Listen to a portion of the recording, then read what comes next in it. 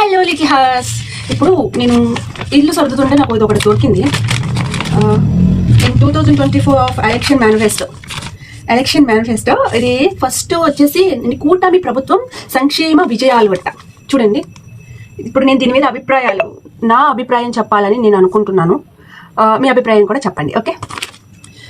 ఎన్టీఆర్ భరోసా సామాజిక పింఛన్లు ప్రతి నెల రూ 4,000, రూ 6,000, రూ 10,000, రూ 15,000. ఓకే, ముసలోళ్ళు కాబట్టి పెన్షన్లు వికలాంగులకి ముసలి వాళ్ళకి ఇస్తారు కాబట్టి వాళ్ళని కేర్ చేయాలి, ప్రభుత్వం నుంచి సహాయం అందించాలి అన్న ఆలోచన. Okay, good, well and good. ఇది చాలా బాగుంది. తల్లికి వందనం, ఇంట్లో ప్రతి విద్యార్థికి 15,000 అన్నారు. కానీ నేను కూడా ఒక తల్లినే, నాకు 13,000 పడ్డాయి. అలాంటప్పుడు మీరు 13,000 అని వేసుంటే చాలా బాగుండేది. అండ్ ఇంకొకటి ఏంటంటే, ఈ 13,000 వల్ల చదువంతా అయితే కంప్లీట్ కావట్లేదు. ఓకేనా? డబ్బులు అలా వేసేదానికన్నా గవర్నమెంట్ స్కూల్స్ని అభివృద్ధి చేస్తే బాగుంటుంది. ఎవరికైనా నాణ్యమైన విద్య కదా కావాలి, అప్పుడే కదా అభివృద్ధి చెందేసిన భారతదేశం అవుతుంది. సో నేనేమనుకుంటున్నా అంటే, స్కూల్ని అసలు ప్రైవేట్ స్కూల్స్ని లేకుండా చేసి, ప్రైవేట్ స్కూల్స్లో ఎలాంటి ఫెసిలిటీస్ అయితే ఇస్తున్నారో అలాంటి వాటిని గవర్నమెంట్ స్కూల్స్కి ఇచ్చి, గవర్నమెంట్ స్కూల్లో మీ లోకేష్ బాబు, మీ కొడుకు అయిన లోకేష్ బాబు గారి కొడుకు ఉంటారు కదా, ఆ కొడుకుని కూడా అలాంటి స్కూల్లో వేసి, ఇదిగో నా గవర్నమెంట్ స్కూల్లో నా బిడ్డని చదివిస్తున్నా అని మీరు చదివిస్తే వెల్ అండ్ గుడ్, బాగుంటుంది అని నా అభిప్రాయం. మరి మీకు? అండ్ నెక్స్ట్, దీపం 2 ఏడాదికి 3 ఉచిత గ్యాస్ సిలిండర్లు. అసలు వీటిని ఎలా కలెక్ట్ చేసుకోవాలి అనే ప్రాసెస్సే ఒక 50 to 60% మంది ప్రజలకి తెలియదు. సో వేసినా అట్లా తెలియని ప్రాసెస్ని పెట్టి, తెలియకుండా పాపం వాళ్ళ పనులు చెడగొట్టుకొని వాళ్ళ చుట్టూ ఇది ఎక్కడ వస్తుంది, ఎలా వస్తుంది అని తెలుసుకో పేదవాళ్ళని ఇబ్బంది పెట్టిన వాళ్ళు అవుతారు. అదే నాణ్యమైన ఎడ్యుకేషన్, ఈ పైన పెట్టిన ఈ పథకం ఏదైతే ఉందో దానికి నాణ్యమైన ఎడ్యుకేషన్ ఇస్తే ఈ పథకాల గురించి కూడా కరెక్ట్గా తెలుసుకుంటారు. సో తెలియని వాళ్ళు ఉన్నారు కాబట్టి ఇది పెట్టడం ఓకే, దీపం పథకం ఇదంతా ఓకే. బట్ అది ప్రాసెస్ తెలియని వాళ్ళు ఎక్కువ మంది ఉన్నారు కాబట్టి ఏ ప్రాసెస్ లేకుండా డైరెక్ట్గా గవర్నమెంట్ తరపున ఒక పర్సన్ గ్యాస్ సిలిండర్ తీసుకొచ్చి అక్కడ ఫ్రీగా వేసేసే లెక్క అయితే బాగుంటుంది. ఎలా అయితే మేము ఓట్లు ఎండలో నిలబడి వేస్తాము అట్లాగా. అండ్ స్త్రీ శక్తి మహిళలందరికీ ఉచిత బస్సు. దీనివల్ల ఏమన్నా ప్రయోజనం ఉందిరా బిగ్ బాసు? నాకు అర్థం కావట్లేదు. అసలు ఈ ఉచిత బస్సు పెట్టిన తర్వాత ఎంతమంది ప్రయాణికులు బస్సుల కోసం అలమటించిపోతున్నారు, గొడవలు పడుతున్నారు, కొట్టుకుంటున్నారు, కాపురాలు తీసుకుంటున్నారు. ఈ బస్సు వల్ల, దీనివల్ల అస్సలు యూజ్ లేదు. ఇలా ఫ్రీ బస్ పెట్టడం వల్ల, ఇలా ఫ్రీ బస్సులకి పెట్టే అమౌంట్ని చాలా మంది ఎస్ఎంఏ డిసీస్తో బాధపడుతున్న చిన్న పిల్లలు ఉన్నారు కదా, అలాంటి చిన్న పిల్లలకి ఇన్వెస్ట్ చేస్తే బెటర్. అలాంటి చిన్న పిల్లల ప్రాణాలని కాపాడడం కోసం, అలాంటి వాళ్ళ కోసం ఈ అమౌంట్ని స్పెండ్ చేయడం బెటర్ నా ఒపీనియన్ అయితే. మరి మీరేమంటారు? అండ్ చేనేతలకు 200, పవర్ లూమ్లకు 500 యూనిట్లు ఉచిత విద్యుత్. ఇప్పుడు వీళ్ళందరికీ ఇట్లా యూనిట్లు విద్యుత్ ఇచ్చేసి మాలాంటి వాళ్ళు, మిడిల్ క్లాస్ వాళ్ళు మాకేం చేస్తున్నారు మీరు తెలుసా? యూనిట్ కొంచెం పెంచి ఉండాల్సిన ఒక యూనిట్ కన్నా ఒక్క యూనిట్ పెరిగినా కానీ వేలకు కరెంట్ బిల్ వేసేస్తున్నారు. మా వచ్చే జీతాలే 15,000, 20,000. అలా అందులో 5,000 కరెంట్ బిల్లే కట్టాలంటే మేము ఏడ నుండి తెచ్చా కట్టాము బాలరాజు? మీరు ఒక్కరికి న్యాయం చేస్తూ ఏదో 100 మందికి అన్యాయం చేస్తే కరెక్టేనా? రాంగ్. చేస్తే అందరికీ న్యాయం చేయాలి. ఓకే, ఒక వర్గానికే చెందిన వాళ్ళు మనుషులు కాదు కదా, అందరూ మనుషులేగా. సో దీని మీద కూడా నా ఒపీనియన్ అయితే ఇది. అందరినీ ఉచితంగా చూడాలి. ఉచితంగా అంటున్నాను, అందరికీ ఇట్లానే కరెంట్ పవర్ ఫెసిలిటీస్ ఇవ్వాలి అని. అసలు పవర్ లేకుండా చేసిన ఓకే నాకైతే. ఆటో డ్రైవర్ల సేవలో ఏటా 15,000. మీరు ఏటా 15,000 ఇస్తే ఎక్కడ సరిపోతాయి? ఆటో డ్రైవర్లు నెల కట్టెక్కిస్తే 15,000 అబౌవ్ ఉంటుంది ఒక్కొక్కరికి. మీరు 15,000 ఇస్తే ఎట్లా సరిపోతాయి? మీరు ఇచ్చే 15,000 వాళ్ళు తాగడానికి, డ్రింక్ చేయడానికి సరిపోవు. మీరు ఇచ్చిన అమౌంట్ మళ్ళీ మీరు పెట్టిన బెల్ట్ షాపుల మీద ఇన్వెస్ట్ చేస్తారు వాళ్ళు. ఇంట్లో పిల్లల్ని చూసుకోరు. పిల్లలకి ఏ స్కూల్లో వేయాలో కూడా అవగాహన కూడా వాళ్ళకి లేదు. దీనికన్నా బెటర్ ఆ 15,000 పెట్టి ఒక మంచి ఏదైతే స్కిల్స్ డెవలపర్ని ఎవరినైనా పెట్టి ఆటో డ్రైవర్స్కి కొంచెం మోటివేషన్ లాంటిది, ఆర్ఎల్స్ వాళ్ళ పిల్లలకి కానీ వాళ్ళ ఫ్యామిలీకి కానీ ఉపయోగపడేలాగా ఏదైనా చేస్తే బాగుంటుంది. It's my opinion on this. Okay. లేదంటే ఇన్సూరెన్స్ ఉంటుంది కదా, ఇన్సూరెన్స్ పెట్టిన ఎంటైర్ ఫ్యామిలీ మీద ఇన్సూరెన్స్ పెట్టినా బాగుంటుంది. ఇది 15,000 వల్ల ఏమి రాబాలరాజు? అది తాగడానికి సరిపోను. సరే, అన్నదాత సుఖీభవ, ప్రతి రైతుకు ఏటా 20,000. 20,000 కాదు, 20 లక్షలు ఇచ్చినా తక్కువే తెలుసా? ఎందుకంటే మీరు బ్రతకాలన్నా ఆ అన్నదాత రైతే, నేను బ్రతకాలన్నా రైతే. ఆయన మనం బ్రతకాలి అనే ఇంటెన్షన్తో చేస్తూ నెక్స్ట్ అసలు పంట చేతికి వస్తుందో లేదో కూడా తెలియని ఒక సిచ్యువేషన్లో పొలం తీసుకొని పంటలు పండించి కష్టపడి చేతికి వచ్చిన పంట నాశనం అయిపోతే అసలు ఆ బాధ ఎలా ఉంటుందో తెలుసా? నన్ను అడుగు, నేను ఇంతప్పుడు కూడా చూసిన. నేను చెప్తా ఎలా ఉంటుందో. సో ఇలాంటి వాళ్ళకి 20,000 కాదు, 20 లక్షలు ఇచ్చినా తక్కువే. నా ఒపీనియన్ అయితే ఏంటంటే ప్రకృతి వైపరీత్యాల కారణంగా ఏ పంటలు నాశనమైనా సరే ఆ పంటకి ఎంతైతే పెట్టారో అంత డబల్ అమౌంట్ని ప్రభుత్వం ఎలాంటి రూల్స్ రెగ్యులేషన్స్ లైక్ ఈ భూమి మీ పేరు మీదే ఉంటేనే ఈ పట్టా భూమి మీదైతేనే ఇస్తాము ఇలాంటి రెగ్యులేషన్స్ రూల్స్ లేకుండా డైరెక్ట్గా రైతులు కుటుంబానికి ఆ అమౌంట్ చెందేలాగా ఇస్తే బాగుంటుంది. దీనికన్నా బెటర్ నా ఒపీనియన్. మరి మీ ఒపీనియన్ ఏంటో చెప్పండి. 269 అన్నా క్యాంటీన్ సూపర్ ఎక్సలెంట్. 269 కాదు 2600 అన్నా క్యాంటీన్లు 2 లక్షలు చేసినా ఓకే నాకు తెలిసినంత వరకు. ఎందుకంటే ఏ మనిషి అయినా పాపం భూమి మీదకి వచ్చింది తన కడుపు నింపుకోవడానికే కదా. సో అన్నా క్యాంటీన్లు అలా పెట్టి అదే క్యాంటీన్లో అన్నం ఎలా అయితే పెట్టారో దాన్ని అరిగించడానికి ఎంత కష్టపడాలి, ఆ కష్టం ఎలా పడాలి అనే స్కిల్ డెవలపర్ని కూడా పెడితే బాగుంటుంది. It's my opinion. ఇది సూపర్ ఎక్సలెంట్, నచ్చింది ఇది నాకు. సో నేను చెప్పిన మోడిఫికేషన్స్ చేసి ఇన్వాల్వ్మెంట్ చేస్తే బాగుంటుంది. Chandrababu Naidu sir okay. పేదలకు 5 లక్షల ఇల్లు పంపిణీకి సిద్ధంగా మరో 5 లక్షల ఇల్లు. అసలు పేదలు ఎవరు ధనికులు ఎవరు తెలుసా మీకు? తెలుసా? ఎందుకంటే నాకు తెలిసిన సరౌండింగ్స్ లోనే 2 బిల్డింగ్లు ఉన్న వాళ్ళు, 2 బిల్డింగ్ పైన బిల్డింగ్ వేసిన వాళ్ళకి పేదలంట, వాళ్ళకి స్థలాలు వస్తాయంట, వాళ్ళకి ఇల్లులు వస్తాయంట, మామిడి తోటలు ఉన్న వాళ్ళకి, పొలాలు ఉన్న వాళ్ళకి. పాపం నిజమైన పేదలు ఎవరా అంటే బాబు వాళ్ళకి ఆధార్ కార్డులో నెంబర్ తప్పైంది, వాళ్ళు ఎక్కడో అడ్రస్ లో ఉంటారు, ఇక్కడ అడ్రస్ లో ఉంటారు. వాళ్ళు నిజమైన పేదలే పాపం. వాళ్ళకి తెలియదు. వాళ్ళు ఎందుకంటే రోజు వారు కష్టపడి చేసి పని చేసుకొని ఇవన్నీ ప్రూఫ్స్ చూసుకొని ప్రూఫ్స్ అన్ని ఇది కరెక్ట్ అని తెలుసుకునే నాలెడ్జ్ కూడా వాళ్ళకి లేదు. మీరు ఇచ్చేది పేదవాళ్ళకి కాదు, ధనికులకి. పేదవాళ్ళని ఇంకా పేదవాళ్ళు చేస్తున్నారు. సో మీరు ఇలా ఇల్లు పంపిణీ చేయాలి అనుకుంటే మంచిగా అంబేద్కర్ బొమ్మ కట్టారు కదా, దాన్ని పడేయమని నేను చెప్పట్లేదు, కానీ దాన్ని కట్టక ముందు ఆ ప్లేస్ లో ఇల్లు మీద ఇల్లేసి బందర్ రోడ్డు మీద అడుక్కునే వాళ్ళు చాలా మంది ఉంటారు. ఐ థింక్ ఇలా డిస్క్రిమినేషన్ చేసి నేను అసలు మాట్లాడకూడదు, బట్ చాలా మంది ఉంటారు. మరి వాళ్ళు పేదవాళ్ళే కదా. ఏసీ హాస్పిటల్ ఎదురు ఎంతమంది ఉన్నారు, వాళ్ళు పేదవాళ్ళే కదా. వాళ్ళకి అది ప్రభుత్వ వైద్యశాల, మళ్ళీ దాన్ని అక్కడ బయట ఉన్న రోగుల్ని మనుషుల్ని పట్టించుకోరు. అదేమిటో అలాగే బందర్ రోడ్డు మీద ఉన్న పేదవాళ్ళు పట్టించుకోరు. అక్కడ ఇల్లు కట్టించి ఆ పేదవాళ్ళకి అక్కడ వసతులు ఇస్తే బాగుంటుందని నా అభిప్రాయం. అసలు నిజానికి నిజం చెప్పాలంటే నేను కూడా ఒక హ్యూమన్ బీయింగ్ గా చెప్తున్నాను. సో పేదవాళ్ళు ఎవరో ధనికులు ఎవరో మీకు నిజంగా తెలియదు. ఫస్ట్ అది ప్రాపర్ గా తెలిస్తే బెటర్ అని నా ఒపీనియన్. మీ ఒపీనియన్ ఏంటి రాయండి కింద కామెంట్స్ లో. గీతా కార్మికులకు మద్యం షాపులు, వెల్డర్లకు మైనింగ్. అర్రే బాబా, మద్యం తాగి మత్తెక్కి ఎంతమంది జీవితాలు నాశనం అయిపోతున్నాయిరా బాబు అని కొట్టుకుంటుంటే మళ్ళీ గీత కార్మికులకు మద్యం షాపులు అంట, షాపులకి పర్మిషన్ అంట. అసలు ఆ షాపులే లేకుండా చేస్తే లైక్ దీని నుంచి ఇన్కమ్ వస్తుందని మీరు ఆలోచిస్తున్నారు. బట్ ఫ్యూచర్ జనరేషన్ ఎంత నీచంగా తయారవుతుందని ఆలోచిస్తున్నారా?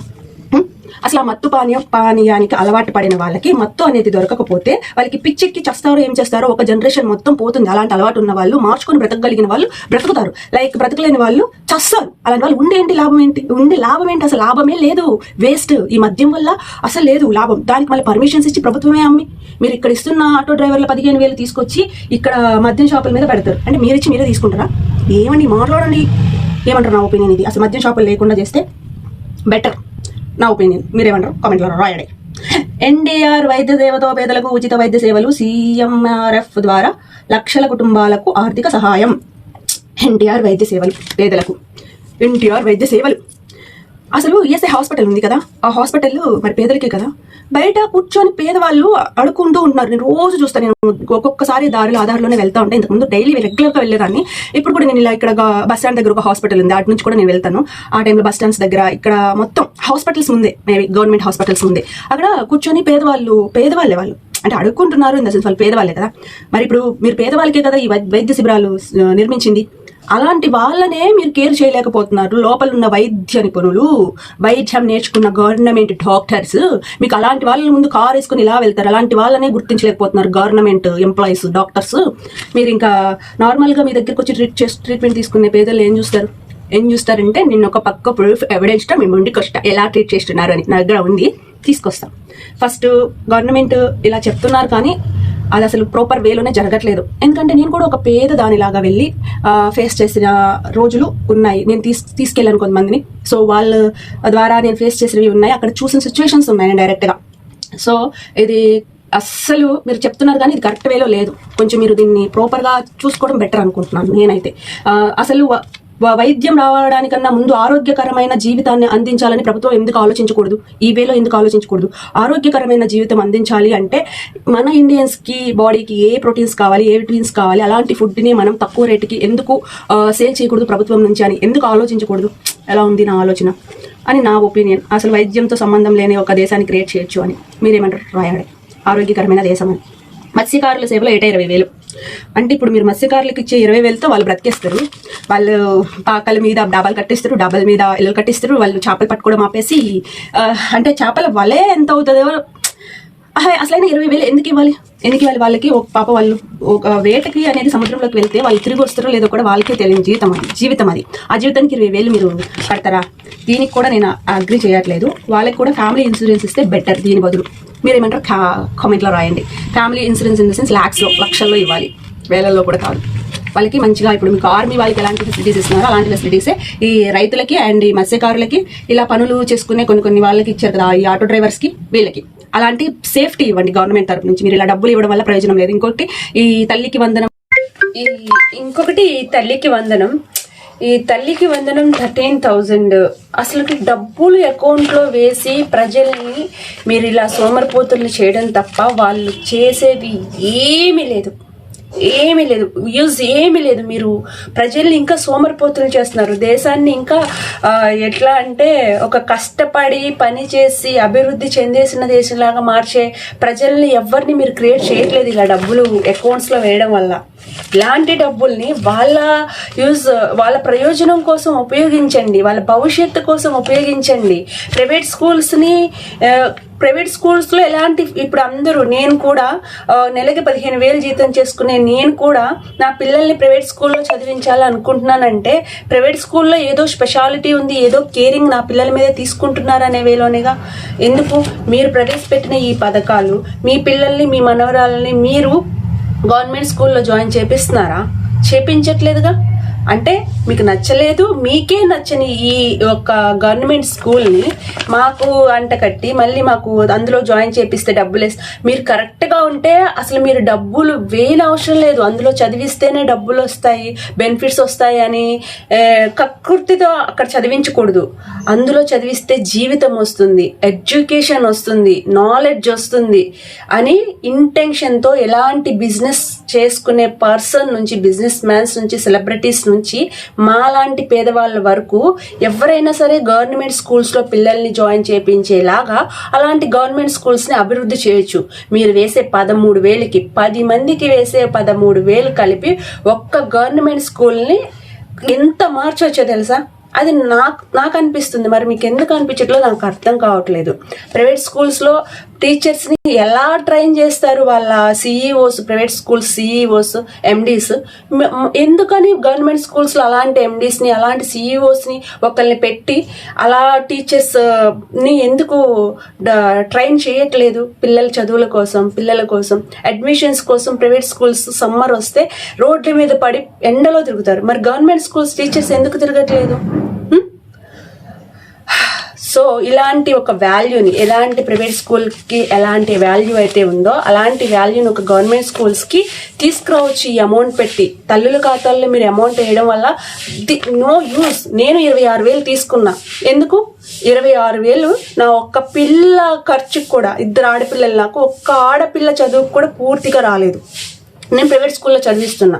అలా నేను అసలు డబ్బులే పెట్టకుండా నా పిల్లలకి నేను ఎడ్యుకేషన్ ఇప్పించాలి అనుకున్నప్పుడు as I'm mother my thinking is about government school is very developed. నేనైతే ఎప్పుడు గవర్నమెంట్ స్కూల్ కూడా అలా డెవలప్ అవుతే కొంచెం బెటర్ అని నేను అనుకుంటున్నా. మీ ఒపీనియన్ ఏంటో కామెంట్లో రాయండి. అలా డెవలప్మెంట్ అవుతే ఇప్పుడు నేను చదివిస్తున్న ప్రైవేట్ స్కూల్లో ఎలాంటి ఫెసిలిటీస్ అయితే ఉన్నాయో అవన్నీ గవర్నమెంట్ స్కూల్స్లో కూడా ఇస్తే నాకు 26,000 వద్దు. అలాంటి అమౌంట్ని ఇలాంటి స్కూల్స్ అభివృద్ధి, గవర్నమెంట్ స్కూల్స్ అభివృద్ధి కోసం ప్రైవేట్ స్కూల్స్ని మించి చేసేలాగా మీరు చేస్తే కన్ఫామ్గా ప్రైవేట్ స్కూల్స్కి స్ట్రెంగ్త్ తగ్గిపోతుంది, జాయిన్ చేయించే వాళ్ళు తగ్గిపోతారు, గవర్నమెంట్ స్కూల్కి పెరుగుతారు.